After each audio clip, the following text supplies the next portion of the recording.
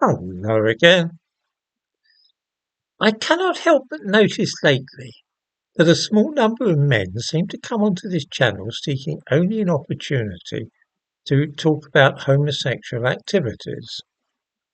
Why this should be, I would not like to adventure a guess, although the fact that they use gay jargon a lot and references which few people other than practicing homosexuals will understand suggests to me that they may actually be homosexuals.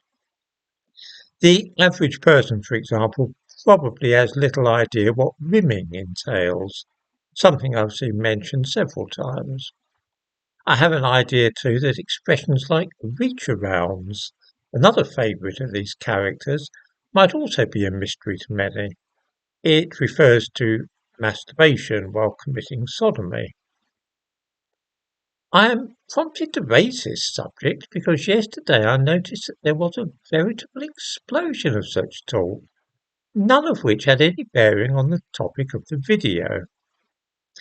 In other words, these men are talking about homosexual sex for the sake of it, rather than apropos of climate change, which was what the video was about. Let me give you one or two examples.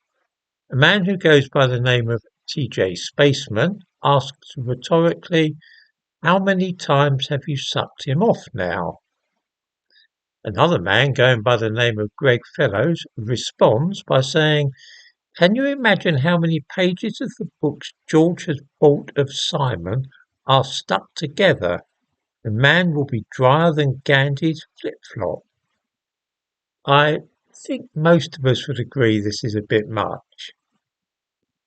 David 1964 remarks that Mr. Webb's cat flap is permanently exposed to the depredations of all comers. I will hazard a guess that cat flap in this context is a reference to my back passage, but I'm not altogether up to date on gay slang, so that I may be wrong about this. I'm not going to start deleting comments or blocking people, but I thought it worth asking if people could perhaps stop this kind of thing. I am the least prudish of men, but I really can't see that talk like that is necessary here. I'm unfailingly courteous to all these people, but they seem unable to communicate like normal individuals.